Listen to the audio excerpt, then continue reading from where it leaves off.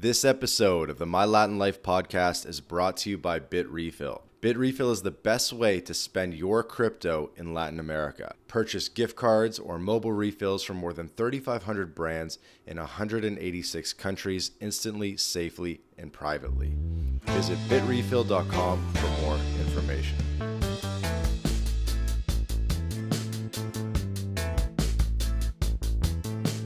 Welcome back to the My Latin Life podcast. Since 2014, My Latin Life has been your trusted guide to traveling and living in Latin America.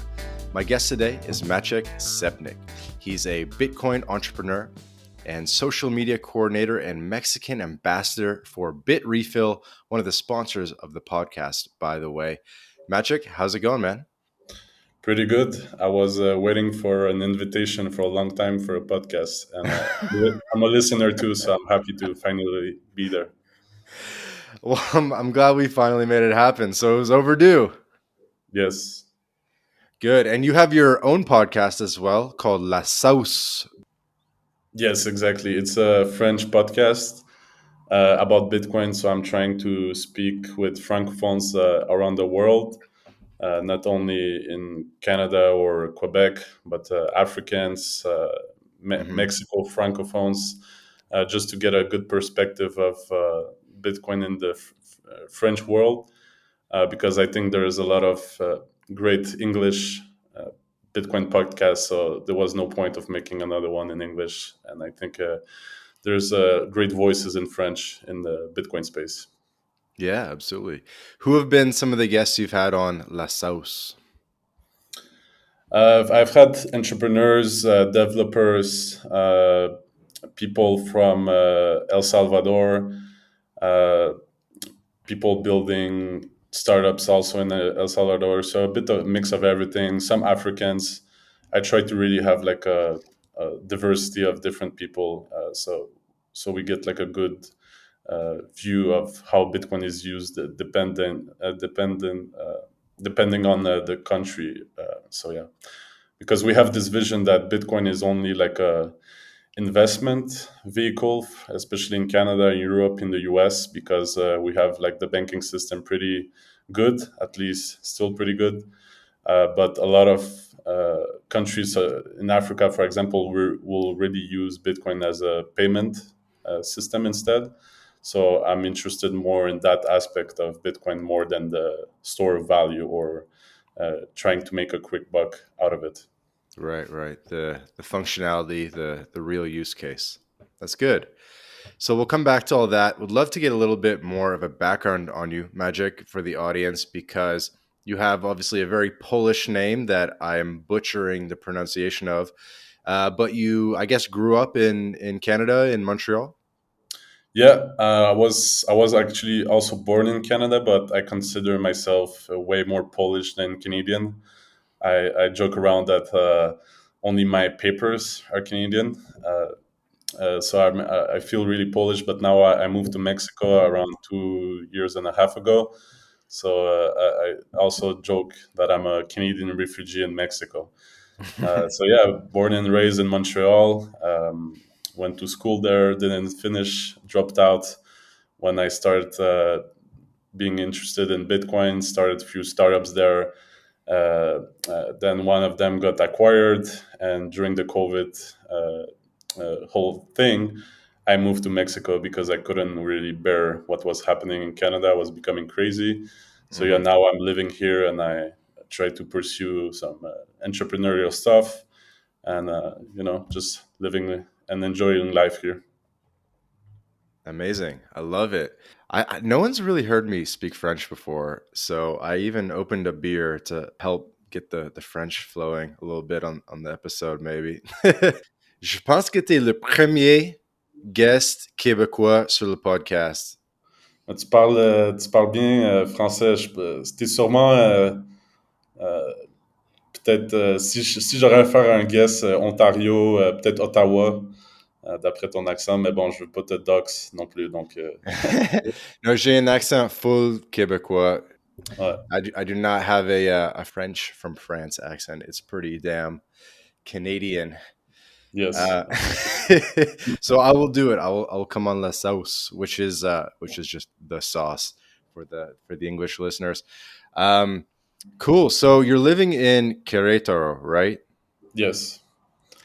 That was not necessarily my first choice. I was moving around in Mexico a lot with my girlfriend and my other friends that also moved there, and we were kind of like tired of moving around, and was still during the COVID time, so we kind of settled here for the last 2 years. But I'm gonna move to Mexico City in January because Querétaro is a great city. It's really clean. It's safe. There's a lot of opportunities. If you have a family, I think it's a really great place. But it's a bit boring, so I can't wait to go to Mexico City in January. Hmm. You must be in and out of Mexico City a fair bit, though. Yeah, all the time. Basically, almost every month there's a trip I do for a conference or back in Canada to visit family, or whatever is happening. I'm traveling a lot. So yeah, that's also why being in Querétaro is a bit inconvenient because I always have to go to Mexico City anyway. So And how did you actually wind up in Querétaro? I'm curious. Is your girlfriend Mexican? yes, she's Mexican. She's from the Estado de Mexico. Um, so we were living in San Miguel de Allende for like 2 3 months. It was nice, but then again, it's a more uh, city more for retirees. So Querétaro was right around, so a little bit bigger city. So it wasn't like a choice in a sense, like okay, let's settle here. But we just were tired of moving around. And at that time, I didn't want to live in Mexico City. I don't know why, but so yeah, we kind of like choose this place randomly. But yeah. I kind of know what you mean. I mean, of all the places to live in Mexico, it's tough. It's because Mexico City is where the business is. There's a lot of networking, a lot of entrepreneurs, startups, tech, crypto, but I don't know, the pollution and stuff. There's pros and cons. Yeah, I feel the same. But as you said, for right now in the phase of my life that I I feel like I need to be closer to this kind of scene. Entrepreneurial stuff, networking. But I don't know if I will live in Mexico City forever. But at least for now, I think it's. I really love the energy. Whenever you are in Mexico City, it's like bustling with life, so it like really gives you a lot of kind of motivation, I feel. So uh, so yeah, just I think it's I love the city. So Hmm. And for someone who hasn't been to Querétaro, like how would you describe it? Because it's definitely it's a bigger city. It's a growing city. It's supposed to be pretty safe, pretty functional. How would you describe it? so historically, Querétaro always has been like more conservative. I think it's the only state that didn't vote for AMLO last election. Um, So it's yeah, a bit more conservative, and the I think it's the second highest in GDP per capita in Mexico after Monterrey. So people live well here. I mean, of course, there's like bad neighborhoods like in every city in Mexico, but in general, the whole city feels kind of clean, organized. Uh, right now, there's like a big construction ongoing for the highway, so there's a lot of traffic issues, but once it's going to get resolved, I think it's going to be fine. You have all the American chains like HEB, every Costco, everything you really need to live like an American. I would say it's kind of like imagine like a city. I never been to Arizona or Nevada, whatever, but I would say it's like a semi American city with the Mexican flavor, of course, with great opportunities. I will describe it this way. And also, the climate is great. So every day it's sunny. It almost never rains except during the summer. Hmm. And it's not humid. So in general, like the weather is perfect. So yeah, I don't know if that's a good description or. Cool. No, that's awesome. And one of the few cities I haven't made my way to yet. Definitely been curious about it for a long time. People have been trying to keep it secret. Yeah, well, if you want, just tell me before January. I can show you around. There is great stuff also around. There's San Miguel de Allende really close. There's Tequisquiapan, Peña de Bernal. Oh There's some. yeah. It's a wine region, wine and cheese region. So there's stuff to do. What are you doing? This episode will probably drop like just a couple days before Halloween. What are you doing for Dia de los Muertos? What do you have planned for that? Um, I don't have a plan, but if you have one, I'll be glad to join. I'm gonna leave like a few days after to El Salvador for a Bitcoin conference. So yeah, I didn't plan anything for the Dia de Muertos, but I would like to visit something like really authentic. I don't know, maybe like a little village. I heard of a village. I think it's close to Morelos. It's like an island Mm, um, on a lake. Well, yeah, an island on. yeah, in Michoacan near Morelia. Yeah, yeah, uh, Yeah, it's called Janitzio and yeah. then Exactly. Pátzcuaro. I would love to see something like this. Definitely. Yeah, I went there. I went there 1 year, but not during Dia de los Muertos. But it's a really, really cool town. For anyone listening, these are a couple Pueblo Mágicos, which are like historic small towns, colonial vibes, cobblestone streets and stuff. So Pátzcuaro's kind of on the mainland, and then it's kind of like beside a lake, and then there's an island on the lake called Janitzio with a J, and it's really quite small, but it's cool, and I'm sure, and it's supposed to be one of the best places in Mexico that you can do Dia de los Muertos. Like they just absolutely deck out the towns with candles and just crazy decorations and crazy festivities. So that's definitely one of the best places in Mexico to spend it. Yeah, I love the Dia de los Muertos. It shows like the special relationship that Mexicans have with death, which is, I mean, it's a pretty heavy subject, but it's kind of like celebratory because they all believe in God, more or less. So they don't think that like death is a final thing, as opposed to Canada or European countries. They kind of reject death and they don't want to really think about it, right? So that's what's really special about Mexico. It's like living to the fullest, and when you die, you die, but it's not over, So it's pretty interesting to see that. Hmm. Yeah, one of the other best places to spend Dia de los Muertos, I think, would be somewhere in Veracruz. I think the whole state of Veracruz is very associated with brujeria or witchcraft and witch doctors and stuff. And I think pretty much any Pueblo Mágico in Veracruz would be cool as well. So that's kind of what I have my eye on this year. Is I'm thinking about doing it in Catemaco, Veracruz. Yeah, it's almost hard to describe, but it's a center of witchcraft in Mexico. Like witchcraft in Mexico is really associated with Catemaco and Veracruz in general, and that's kind of like the what do you call it, the spiritual center of witchcraft. So I was thinking about going there, and I even I did a tweet about it just today or the other day, and people are like, "That shit looks very satanic," and it kind of does. Like you said, it's I don't know. There's layers to it. There's layers to it. So I think it would definitely be an adventure. So TBD on that. Cool. Yeah, that sounds. I never heard about Catemaco. It's the first time. That's the thing with Mexico. There's so many things to visit and to experience. It's like almost impossible to do them all even in a lifetime, right? So it's crazy how big it is, and people also, people in think that Mexico is only the beaches like Cancun or something, but the real Mexico is actually inside the country, right? In the mountains.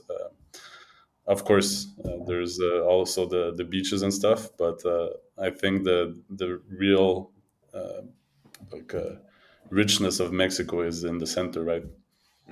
Yeah, there's a lot. I mean, I do want to go to Bernal. I've never been there, so maybe we'll try to swing that this year and visit you.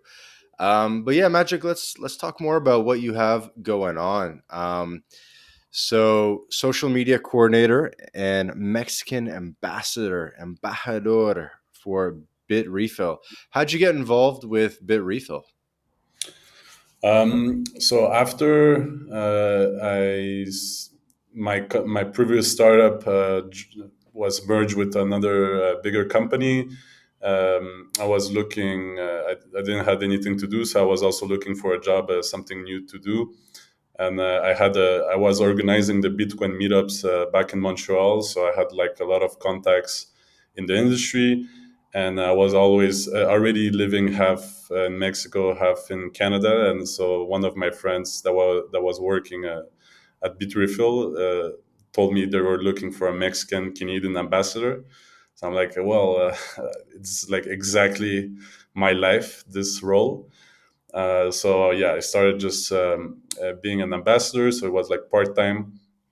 But then I also had previous experience with social media and content creation, more on a smaller scale because I was doing it for my own startups. But I was seeing opportunities for me to be involved in the general marketing and Bitterfield and more specifically the social media. So slowly I started doing also the social media of Bitterfield. And also when there's for example, yourself, when I knew you had the podcast, I was listening to it. And for example, for those who don't know what Bitrefill is, it's basically like the largest e-commerce store, the gift cards or eSIMs and data that you can refill directly with Bitcoin and crypto. So you can live on directly with your cryptocurrencies. It's a great tool to not have to use an exchange or a fiat. So yeah, whenever I see an opportunity, for example, I saw your podcast, and I think, for example, digital nomads and people traveling are great potential users of the platform. So if there is a potential partnerships to be made, I'm also on the lookout for these kind of stuff. That's awesome. And how do you use Bit Refill personally? What have some of the most useful things for you? So depending on the country, the offering is different because it depends on the existing infrastructure and providers for gift cards of the country. So in Mexico, I'm trying to introduce more and more products for like everyday life, like gasoline, groceries. Because right now in Mexico, like, there is a great offering. You can refill your Telcel, whatever AT&T, whatever phone provider have. Yeah, we have also Amazon, Mexico, but it's still missing few like basic need stuff. So whenever I have an occasion, I actually use Bitterfill because I also get paid in Bitcoin, so I have to spend my Bitcoin, right? So that's the whole idea of making Bitcoin work, is that some people should earn Bitcoin in order to spend it, right? Because if you don't earn or actively accumulate more Bitcoin, well, it's kind of you don't necessarily want to spend your groceries with Bitcoin, right? So Hmm. there's this challenge of making like a circular economy of this whole thing. But Hmm. I kind of use it for everything. Yeah, I was with CoinSure, who some people might know from the Telegram chats, etc. Crazy New Zealander guy, and we were hanging out in Mexico City a couple of weeks ago, and I watched him whip out his phone and re up his Telcel cell phone with more data with Bit Refill and Bitcoin on the spot, on the fly. It was amazing to watch. Yeah, it's pretty cool, and yeah, Quencher is amazing. He's my friend. Uh, Really smart, but also a party animal. So yeah. I saw him actually 2 weeks ago in Mexico City too. Yeah, really cool dude. He was slamming back Negronis or something. He's slamming down kind of everything he can. Yeah, I think yeah, I think he was like mixing like four different drinks that night. But But I mean, he's big, so he can definitely take it. he's a big guy. He's a And big guy. he's a big traveler. And I actually asked him like, what is one of your favorite countries for dating? And he told me Poland. So I was kind of proud of it, even if I am going out with a Mexican. So You know what? I actually put a note, or the notes I put together for this episode. I wanted to ask you why not Eastern Europe, and why you've chosen Latin America over Eastern Europe as someone with an Eastern European background. So total subject change, but I'm kind of curious because those are two of the big areas for digital nomads.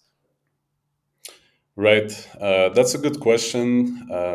I guess since I lived my whole life, I mean, when I was young, I was visiting Poland basically every summer for vacations and seeing my family.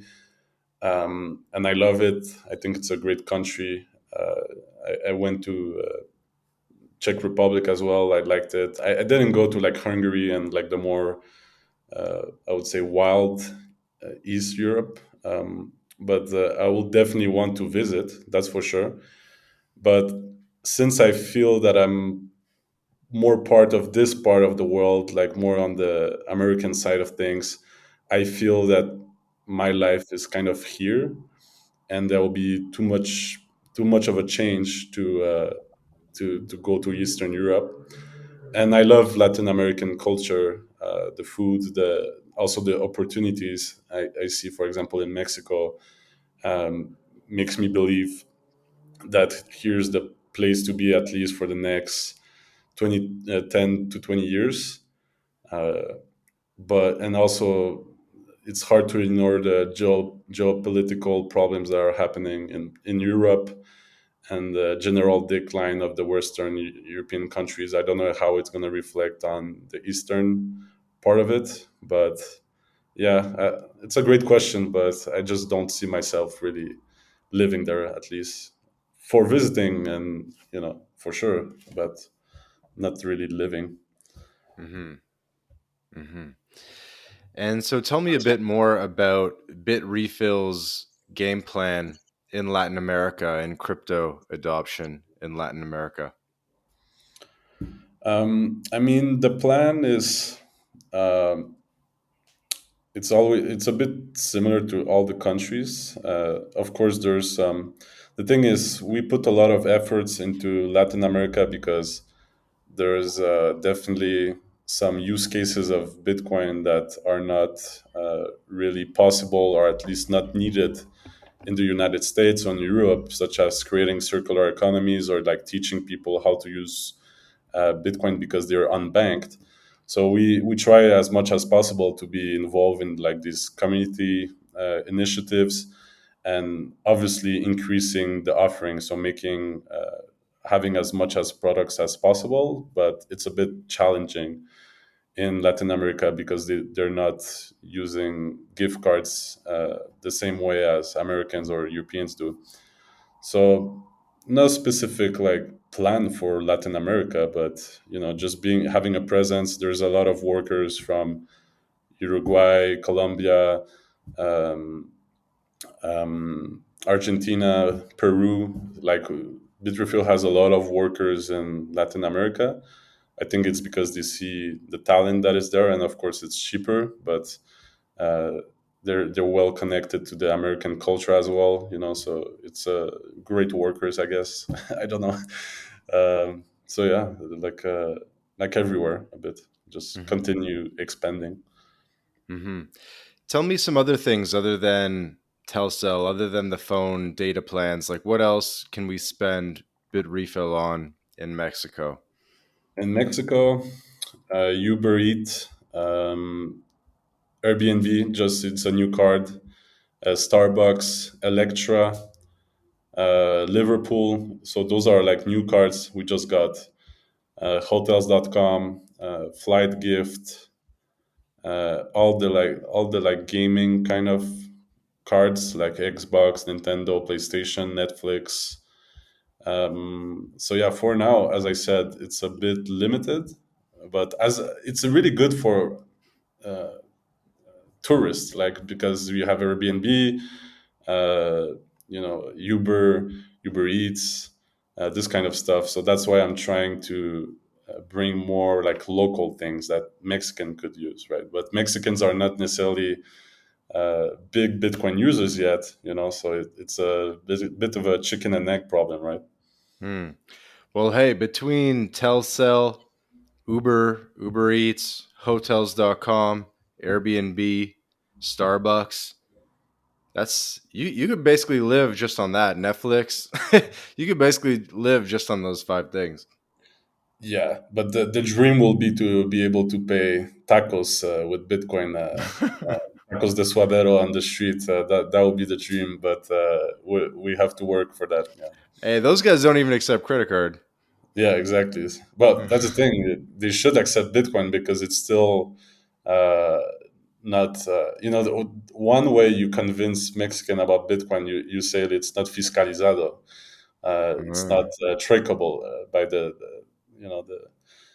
government. So that's why that's how some of them are getting convinced, at least. Mm. Mm. A cool one would be Walmart.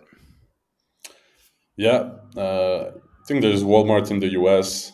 So yeah, depending on it's a complicated system. So depending on the provider, it's not the same thing from one country to another, right? Because there's different currency denomination and all that stuff. But in the U.S., you can basically live your whole life without touching, fiat or a bank account. You have basically everything you need in the U.S. or in the bigger countries in Europe, Canada Uh-huh. as well. You know. Uh-huh. What does it look like to onboard these clients? Because you have the biggest names. Like Uber is not an easy. That's not an easy client or relationship to build. Um, Starbucks is probably not an easy relationship to build. Like, how did they get those clients, and how does that kind of work behind the scenes? Do you have any insight into that? Yeah, I don't know. I don't think it's a secret, but basically, we don't deal with these companies directly. That will be like a really cumbersome and long process, as you said. Like these are big names, so there are some providers of digital gift cards that act as a resellers, and we deal with them. We don't deal with the companies directly. So that's how you're able to offer such big names without having to deal with these companies directly. And I think there's like over 10,000 products on Bitrefill right now, or like we're available that are like available and in stock. So imagine dealing with 10,000 different companies. It'll be completely impossible. So that's why you need to have these providers that can offer you uh, a big, like a I don't know how to say it, like a big offering of digital gift cards, right? Hmm. Makes sense. Makes sense. That's interesting.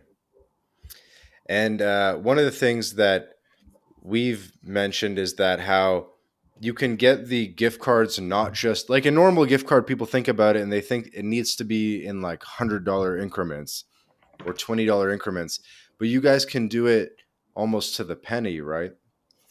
I think it depends on the product. Some of it are actually there was a discussion within my team. Is like people are asking for uh, more choice and more flexibility, but when you offer it to them, they don't know what to do. So yeah, I think there's some products that you it's like fixed denomination, and some of them you can, as you said, for example, you're buying something on Amazon, you just pay to the penny, right? So you don't have an excess balance that's like hanging out in your account. Hmm. But that depends of the product, basically. Okay, very cool. So I'm on the Bit Refill website right now. I'm looking at some of the Paraguay options because I'm actually in Paraguay at the moment at the time of this recording, and both Tigo and Claro, the two biggest phone plans, are available, which is really good, and other stuff. So basically, Bitrefill works not just in Mexico, probably worth mentioning, but everywhere, almost everywhere in Latin America. Yeah, everywhere in the world, basically. Of course, the offering in the smaller countries in Africa, or smaller. Uh, I'm looking at the Paraguayan page right now, and obviously the products are not. There's not many products, right? So it's a matter of time of implementing new providers that can provide this. But maybe, like in Paraguay, there's not many providers of gift cards. So yeah, working on it. Hmm. But No, but still, Brazil, Colombia is pretty good. I think they have pretty good offerings. let's take a look at Brazil, see what we can do. We got iFood, Airbnb Brazil, Uber Brazil, Netflix Brazil, Carrefour Brazil, Xbox Brazil, Spotify Brazil, Shell, so you can buy gas with Bitcoin. That's pretty awesome. Yeah, League of Legends Brazil, PlayStation, as you mentioned, Nike. yeah, Dude, they got basically everything. everything. There's Rappi as well. Rappi, I Outback would love. Steakhouse, which I recently learned Outback is like the most popular restaurant in Brazil or something randomly. Mhm, interesting. Yeah, so you can imagine that. Of course, Brazil is a way more uh, bigger country in terms of business and number of people, so they have this infrastructure that we can plug in, right? But Paraguay, only how many people there is in Paraguay? Like 3 million, 6 millions, or Yeah, 6, 7 million. so. Yeah, the big businesses aren't there yet. So yeah, No, it's still good. I mean, I think we have everything that a digital nomad or expat would want, uh, in a lot of ways. And so, um, do you have any suggestions for people that might want to receive maybe some portion of their salary in fiat and then some portion of their salary in crypto? Like what percentage of people, like how are people acquiring their crypto for the most part? Are they are you know what I mean? Is it are they like with CoinSure when we met up with Mexico City? I think I forget if he gets paid 100% in crypto or he gets like a little bit of fiat and then mostly crypto. You know what I mean?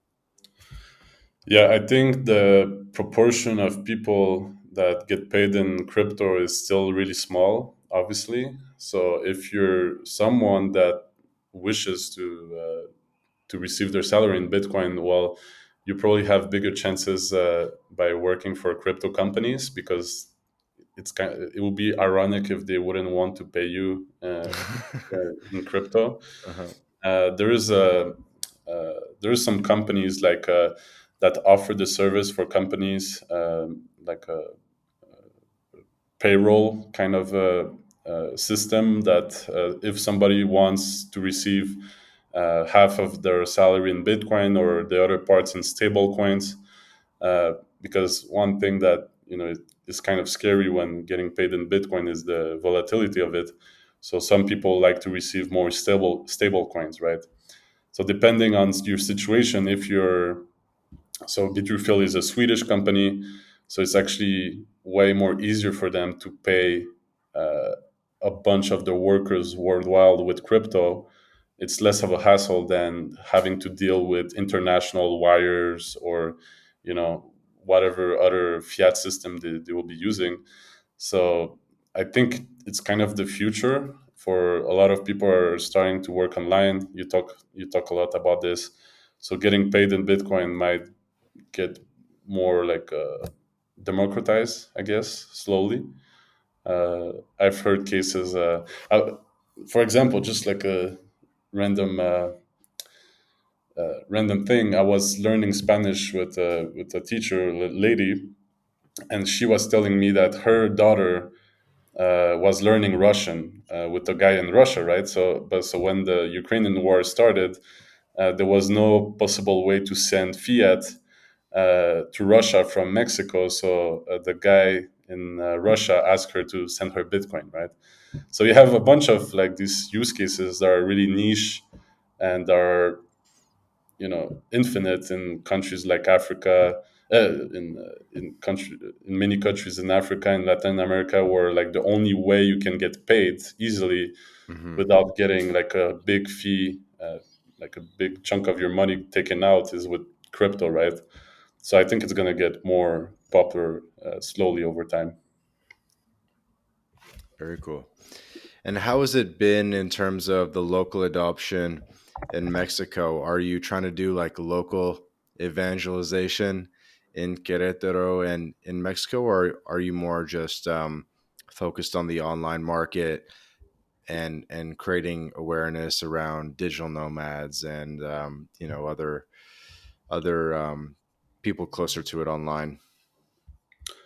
I always like, well, it's a mix of both. Obviously, like from the social media point of view, the goal is to be as broad and international as possible, since we're in every country, uh, and we have products everywhere. So the goal is to kind of be really broad.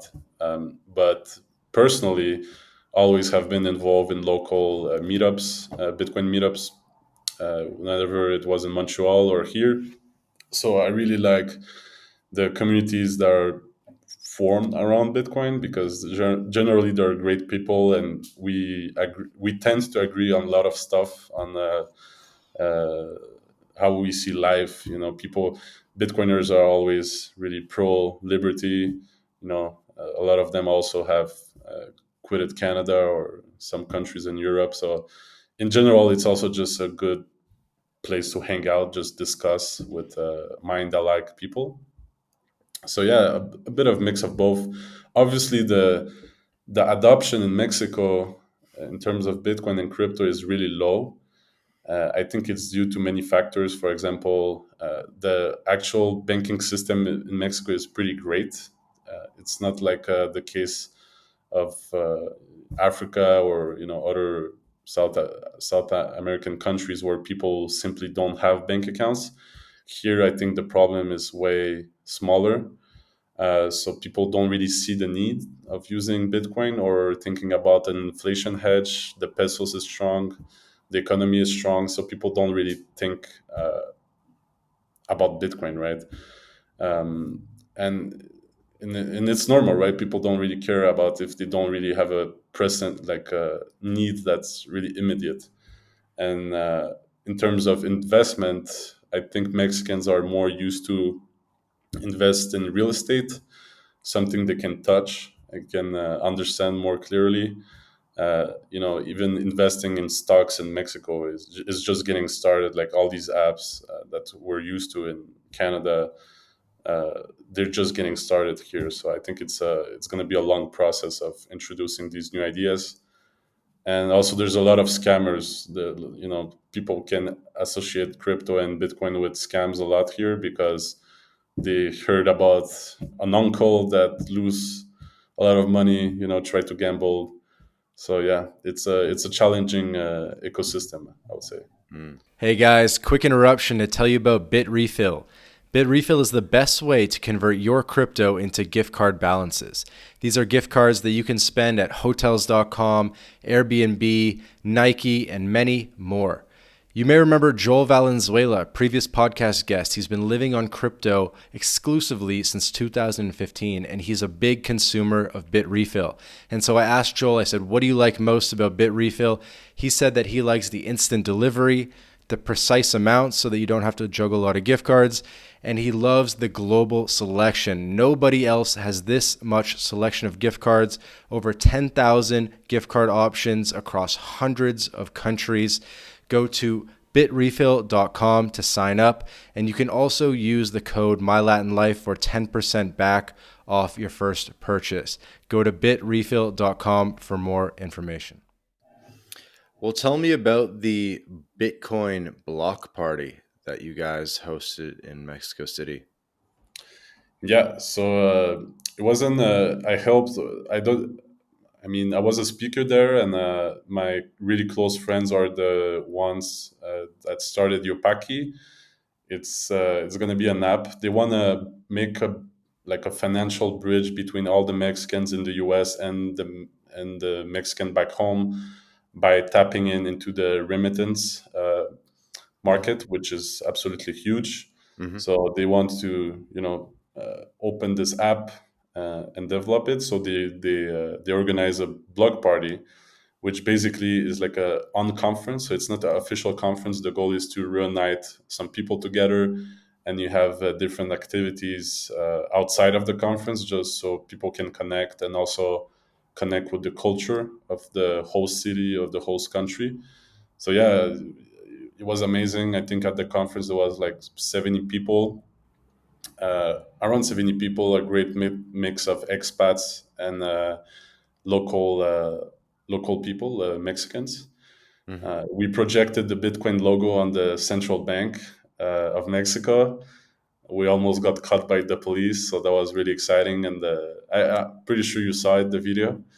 But I didn't yeah, see the police part. What happened with that? well, because we were all gathered in front of the Mexican bank. It's right across the Bellas Artes, Uh huh. and then they had the projector in the car, which was really smart. So once we gathered, then we start shouting like Bitcoin, Bitcoin, taking pictures. Like three cops came out of nowhere, and they like started asking the guys in the car like, "What the fuck you're doing here?" And they were like playing dumb a bit and be like, "Oh, okay, we're just going." So I think it was a really smart strategy to have the projector in the car, so they just could like flee the scene without attracting too much trouble, and we just like dispersed, and nothing happened, right? But uh, we were kind of the organizers were kind of scared to do it in the beginning, and they were like, "Okay, no, let's do it. Let's just go through it." And it was a success. It got a it got a lot of views. It got like semi-viral, so it was cool.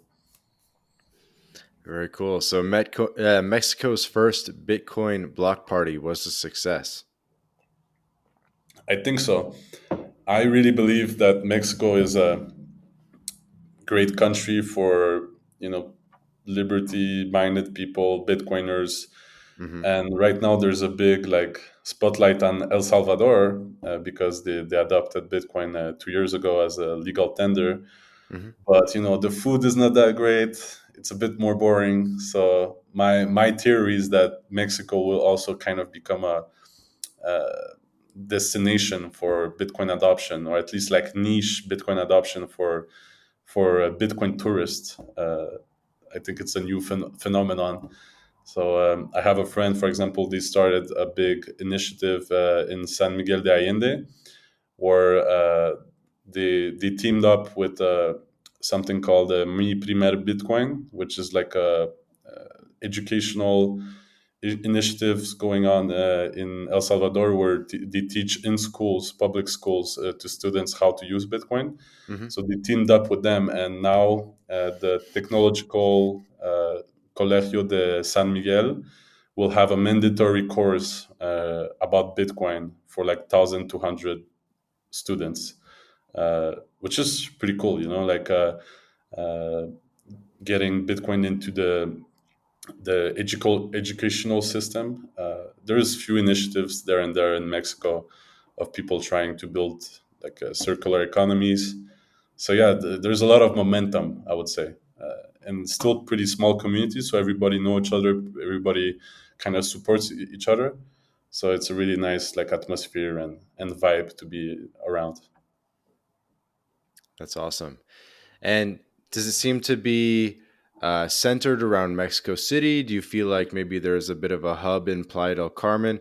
Is there anywhere that if someone's listening to this and they're a crypto enthusiast and they want to go to Mexico, where would you suggest they go? Um, that's a great question. I mean, Playa de Carmen, probably there is some meetups happening. I don't know them particularly, but there is a Bitcoin circular economy is forming in Yucatan, but it's still like in the beginning, so it's not fully formed yet. And then there's the San Miguel college, and there's a company here that is giving away like terminals to accept Bitcoin to businesses for free. So there is a website called bitcoinmaps dot com, I think, or wait, Hmm. bitcoinmap.com. It businesses that accept Bitcoin could like put a spot on the map, Hmm. so you can see like clusters of different businesses accepting Bitcoin in Mexico. But yeah, as you said, I think the place to be if you really want to be into the scene is Mexico City, because that's where the money is. So like the startups, the companies actually working, like having capital to build stuff. It's in Mexico City, yes. And then there is a great bar called the Bitcoin Embassy Bar. It's in La Roma. We organize also a lot of meetups there, Hmm. and so that's where the community gathers usually. Have you been to El Salvador yet? Yeah, I went last year for the Adopting Bitcoin conference. I was really impressed by the country. I really liked my experience. And what are you going? What are you going for this time? I'm going for the conference again. I'm gonna be a speaker there, so Oh, sick. What's the talk about? um, I'm gonna talk about is Mexico the next big step for Bitcoin adoption in Latin America, and I will try to make like take into account all the initiatives that are being that you can see, that you can feel, and then on the other side, I will try to present the Bitrefill data metrics coming out from these countries and contrast them together to see if what we see in the reality is reflected in the statistics as well. So Bitcoiners, because there's Bitcoin the ideology, that's one thing, and there's Bitcoin the tool, and I think they're completely separate things. So my goal will be just to like talk about Bitcoin in Mexico and make some maybe just show Mexico a bit. So yeah, Focus on Bitcoin as a tool in Mexico. yeah. Okay. Anything from the talk you want to give us a little sneak preview on? Well, that's the thing. Is like when you meet other Bitcoiners, everybody is like so excited about Bitcoin all the time. Like it's gonna like save the world the next day. But I think it's a really slow process, and people won't use Bitcoin if they don't really need it for a really specific purpose. So the CEO of Bitrefill, his name is Sergey Kotliar. He's uh, he's making the analogy that you probably use a car, right? You probably everybody kind of use a car, but what's the percentage of people that go to car conferences, right, or go to car meetups? It's really a few people that are so fanatic about something that they will actually want a community around it. And Bitcoin is the same thing. It's just a small portion of Bitcoiners will go to conferences and talk about it every day, but we need the huge chunk of people that just use Bitcoin and they don't care about it, right? So it's gonna be a I'm gonna be talking about that. That's awesome. And what do you think is the best way for Mexicans and newcomers to Bitcoin to um, start getting their hands dirty with using Bitcoin and learn about it? Hmm. Um, I guess you mean like investing, or like if you want to learn about it. I guess the best way to learn is to start using it, right? Yeah, I guess so too. Like if you like when you demonstrate a Bitcoin transaction to somebody, that's when they see the potential, and you say like, okay, I just made a transaction from my phone to your phone. I send you whatever, $5, 100 pesos, and nobody could stop that, right? So then, if there's a purpose for them for that kind of thing, they can start digging into the subject more, by learning about its scarcity, its censorship resistance.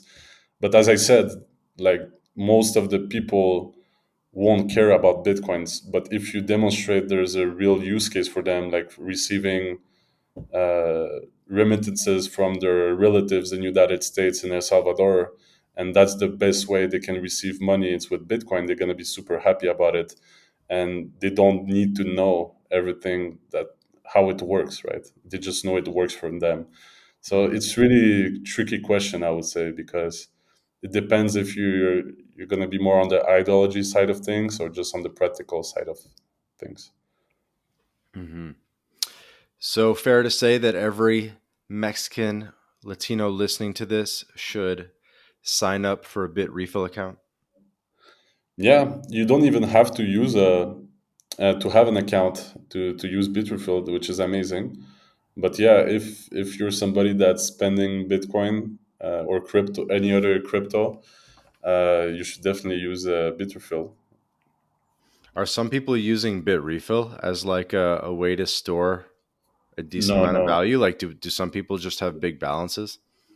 Uh, I think there's a limit in terms of, that's the thing. Bitrefill is not a wallet because you cannot withdraw from it. So once you send funds to your Bitrefill account, you don't have to, but you can if you want. But yeah, it's really not intended as a wallet. There, because you cannot withdraw your money again in crypto. You can only spend it in the gift cards. Um, but for example, the mobile wallet that I use that is pretty good is called Blue Wallet. Uh, it's pretty simple to use. Mm. Yeah. So, what pieces of the puzzle, if someone wants to do Bit Refill, what are the other kind of pieces of the stack that you'd recommend that sort of best integrate with Bit Refill? So depending if you're using Bitcoin, Ethereum, or other cryptos, you might be using a different wallet. For example, in Bitcoin, the distribution of the usage of different wallet is more, how do you say it? Like decentralized. So you have way more different Bitcoin wallets uh, that are being used for Bitrefill than Ethereum ones. So Ethereum, most of the people use MetaMask, which is a browser wallet. So it's really easy to connect and pay directly from your browser. So it depends really on the crypto you're using. Okay, cool. But you basically just need a wallet and Bitrefill if you want to spend on Bitrefill. That's it. There's That's not like it. a, Wallet Bit Refill. yeah. Hmm. And I think when I met up with CoinSure, he was using He was using Lightning, and I think he was also using something else. Um, I mean, Lightning is the second network of Bitcoin. So Hmm. some wallets will have a Lightning option in them, and most of them nowadays concentrate on making Lightning a priority in the Bitcoin stack. So he was probably using a Lightning wallet. Uh, I don't know if that's if that's the second thing he was using. I don't know how much you know about the Lightning Network and everything. I should know more, and podcasts like this are going to help me get there because definitely a lot to learn. Well, I'll switch gears a little bit. People can go out there, do their own research, get the Bit Refill account, get a wallet, get set up, and start using it. Definitely the best way to learn. I guess as we kind of start getting to wrapping up, I wanted to ask you about freedom in Mexico in a more general sense. And are you feeling the freedom in Mexico compared to life in Canada? And how would you kind of compare the two? Well, viva la libertad. uh, No, well, I left Canada because I was feeling trapped uh, in a lot of ways. Also, I think, for example, people my age uh, that for example, my friends in Canada, I feel they don't like see. They don't, not that they don't have dreams, but it's just like everyday life repeats itself. Everybody kind of tries to think about buying a house eventually, but the the prospective future is like kind of dark, because right now in Canada, if you want to buy a house, it's like almost impossible if you make like a average salary. So you need to be a doctor or whatever to really kind of be able to buy a nice house. So, and also obviously during the COVID lockdowns and everything, you kind of could see where Canada is going in general. The more authoritarian controls and just general feeling about it. So yeah, I left for Mexico, and the first time when I came here, I absolutely fell in love with the sensation of liberty that I have here. And obviously, this is not the perfect country. It has a lot of problems, security problems as well. But I feel because of the kind of chaos, you can be more free. You can kind of like escape the big brother eye, right? And also, Mexico is a bit like the States, right? So every state is different from each other. There's different cultures, different different natural landscapes. So whenever you like history, you like nature, you like beach, you like mountains, you like whatever you like, you can find in Mexico. And for example, almost every weekend I'm going out of town for a road trip or something, because there's so many stuff to do, and the spirit here is like, okay, let's do it. But in Canada, you don't go to Quebec City. If you live in Montreal, you don't go to Ottawa. You don't, you just stay there. Maybe once every 5 years you go to Toronto, right? But here in Mexico, it's like every occasion to do something. It's like, let's do it, right? So yeah, it's I just love being here. Yeah, that's amazing. And when you go back to Montreal now, does it feel weird? Do you almost feel like there's so much I could say that, but what does it feel like for you when you go back? Uh, I just feel like it's temporary. I'm not in my place anymore. I mean, obviously, Montreal is a really cool city, and all my friends are there. So whenever I go, I hang out a lot with my friends, and it's like they're still really good friends, and some of them visited us in Mexico. So it's not that far, right? But yeah, when I go, I know that it's not my home anymore. I feel like Mexico is where I need to be, but I still have my parents and my sister. So I want to come back to see them, obviously. So yeah, I enjoy my time when I'm there, but I just don't feel like it's my home anymore. Do you feel like your mindset has shifted? Uh, yeah, in what sense? Maybe. Just in terms of like thinking more internationally, thinking in a more freedom minded way. Yeah, absolutely. I think that changing countries is the best thing a young person can do to expand its like vision of life, because you learn to adapt to a new culture. You basically see that not everything is done the same way back where you were born, and that there's infinite possible lives you could have, and it's only a matter of choice. If you do, it's basically just taking decisions. So I think you really realize the power of deciding what your life should be and what it should be not. And I see that many of my friends don't necessarily have this kind of uh, vision, right? They're just like, oh well, I'm stuck there. Maybe I want something else, maybe not. Uh, so yeah, definitely changed my perspective on everything. Right. Like you feel more responsibility over your life and the direction things go. Yeah, yeah, definitely. So I feel like with Quebecers, especially, that they don't really move much because they're just always going to live in Quebec their whole life because the language and the culture is a little bit distinct. And so, in a way, it's kind of cool because whenever you go back, your buddies are still there. Yeah, yeah. Uh, Man, Quebecers have, well, like I'm an immigrant, so I wasn't raised in the Quebec culture, and all my friends are basically immigrants too, like Arabs or you know Latinos. I identify with or Eastern Europeans, a mix of everything basically.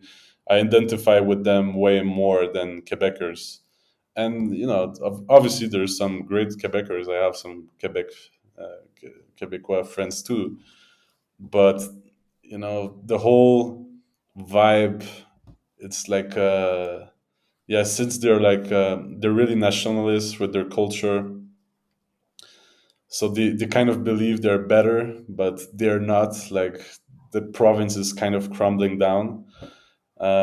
So yeah, it's a bit of a mix of like they don't really like success. If somebody's successful, uh, they try to bring it down. So yeah, not my vibe really. Mm. And without getting you in trouble, like how would you compare Canadians and Mexicans? Like what have you noticed were some of the differences in the way in like the family dynamics or the way people or like making friends? Like a lot of that's a big thing for people is making friends in a new country. Personally, it was really easy for me to make friends here. I think the Mexicans are a really welcoming country, especially if you speak Spanish and you say to them that I love Mexico, I want to live there. They take a lot of pride in that. Like, they really love that, and they're hard workers. They're party animals as well. So just really you know great people to be around in general.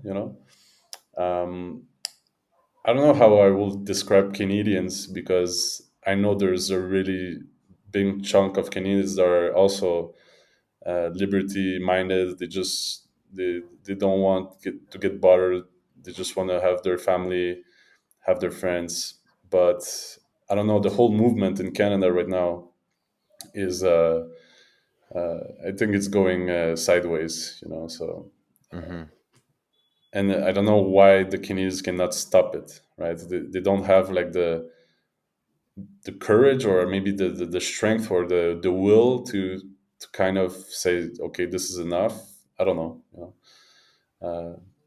It's a complicated discussion. We could talk about it maybe probably another hour or so. Hmm. What are you doing in terms of residency in Mexico? So I have my temporary resident. I followed the path of showing your salary, and so that was 2 years and a half ago. I think at that time it was the requirement was 2,500 USD per month, but it has increased a lot since then. I think it's 3,300 something right now. So I just had to prove my salary. I went to Houston. I hired a lawyer just because I hate doing paper stuff. So I just wanted him to do everything. I didn't pay that much. It was few $100. They made an appointment in Houston, if I remember correctly. I went the same day. I came back the same day to Queretaro, because there's different direct flights with the visa, and then you have 6 months to go to immigration office to get your card. Hmm. So I got it, and after 1 year, you have to renew your card. And I was thinking I had to renew it every year, but when I went to the office, they just renew it for 3 years straight. So I have Yeah. that out of the way for a while. Good, good. So if you're at 2.5 years now, You'll be renewing about a year from now, and you'll be getting that permanent. Yeah, exactly. That'll be exciting. And then one more year to citizenship. You trying to go for citizenship? You down? You can be a triple citizen. Can you be a triple citizen? But yeah, why Sure, not? sure. Why I'm not? Yeah. uh, I think the Mexican passport is actually not that bad, except requiring a visa for the US. It's actually a pretty strong passport when you think about it. Uh, but yeah, why not?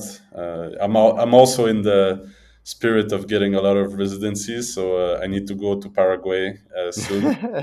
Uh, I need to ask some questions to Quencher because he's the master in this. You probably as well. Yeah, absolutely. Happy to help. Happy to help yourself and any listeners. By the way, hit me up on Twitter, Telegram. We can get you guys residency in Paraguay, Mexico, whatever you guys want. And yeah, man, dude, with that, you'll have a very good portfolio. Canada, which gives you access to the U.S., of course. Poland, you get the EU. Mexico, which gets you maybe a bit better access to Latin America, maybe a couple other holes in the visa free travel. So that's like an incredible portfolio. That's a big three. Yeah, the I think it's good. I'm kind of lucky, it just kind of happened, but life is a bit mix of decisions and kind of luck, like also speaking languages. Hmm. Like I don't consider myself good in speaking languages, but somehow I speak four. So that's funny. What are the four? I guess English, Pol- French, Spanish, Polish. yes, yes, yeah. Yeah, that's awesome. How's the Spanish been for you as a native French speaker? It was really easy to like in the beginning start to understand easily everything. And then you have to hang out with Mexican and to drink some beers with them and tequila. Then you get better. But I feel like in order to pass to the next level, I kind of like plateaued. I will need to take like proper classes in order to reach like full fluency. But I can take care of myself in any situation or any social setting. Obviously I make mistakes still, but it was, I think, because of the French, it was way easier, as you said. Yeah. Yeah, I think it gives you a huge head start for sure. Well, that's awesome. Sounds like you're getting you're well into it then, 2+ years of residency, conversational in the language. You've lived in a couple cities. Mexico City is going to be really interesting next step for you in your career. So a lot of exciting stuff happening. Yeah, a lot of stuff happening, and I want to open a business in Mexico City. I have a great idea. Uh, so I think that will be the next step of like cementing myself here. But yeah. Hit me with it. Yeah, I think it's actually. I think you'll be interested. It's in line of what you're doing as well. So Okay. Any hints? uh, I don't want to like jinx it. So let's talk it offline. No problem. But I don't want to talk without having the proof. So No worries. No, happy to help. Happy to help. You've been a big help for me and for the podcast. You helped hook up getting Bitrefill as a sponsor, which has been a huge help to the podcast and allowing us to keep going. We're at well over 100 episodes now and dropping two a week consistently, and hopefully people are enjoying it and it's growing. yeah, man, I admire you because doing a podcast looks easy. You just think like, oh, it's just putting the microphone on and talking, but it's a lot of work. And I know because I'm also doing the podcast and I do it not in a consistent way, which I want to correct. But when you travel and stuff, I don't have like the right setting to. But great job. I also love your guests. I listen. listened to quite a few episodes. So it's a great podcast. Nice. Not to put you on the spot, but what's been your favorite episode so far? I'm really bad in names, but the ones that are talking about like there was one guy that was talking about holding multiple jobs at the same time. That's like really amazing. I- and The job stacking. job stacking exactly. That's I wish I had like the guts to do it, but I'm pretty happy at Bitrefill, so I just concentrate on that. Uh, and I do my best at Bitrefill, so it will be hard to like manage many stuff at the same time, but Yeah. it's a great strategy, definitely. That one was pretty legendary for sure. Don't tell me I don't do a good job of finding a pretty eclectic range of guests, right? So we do our best. We got everything from immigration lawyers to, job stackers.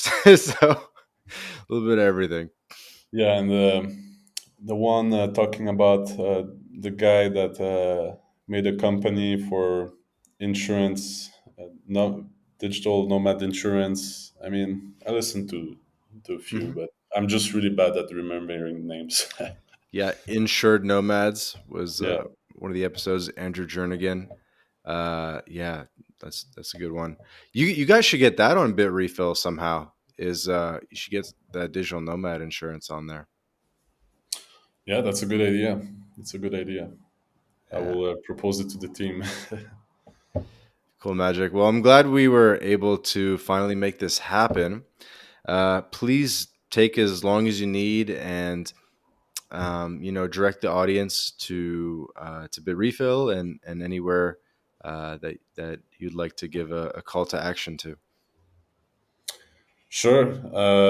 So anybody listening that is a Bitcoin user, crypto user, traveling around the world, check out Bitrefill. We have great options for you. We have eSIMs, gift cards,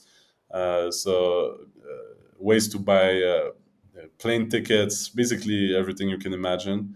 And if you would like to hang out with me in Mexico, in Mexico City, I'm always open to meeting new people or making collaborations or anything. So don't hesitate to hit me up, invite me on a podcast, whatever. I'm always ready for anything. So yeah, that's it. Yeah, absolutely. I'm thinking we should introduce you to Curtis Duggan at the Remotely Serious podcast, friend of the show. So we'll get you on an episode of his podcast. And are you in the Mexico enthusiast Telegram group that we have? I don't think so. Yeah, we have But one specifically for Mexico. It's about 500 people now. Link will be in the show notes, and I'll send it to you offline as well. So definitely good to because all the guys in there they're constantly trying to organize meetups all around the country. cool. Yeah, I will love to join. Absolutely. Like I love this kind of groups. Always great discussions and opportunities that can arise from for anything basically. Yeah, absolutely. I'm happy we finally made it happen. Again, my guest today was Maciej Cepnik, the social media coordinator and Mexican ambassador for Bitrefill. This has been another episode of the My Latin Life podcast. Thanks everyone for listening. Thank you.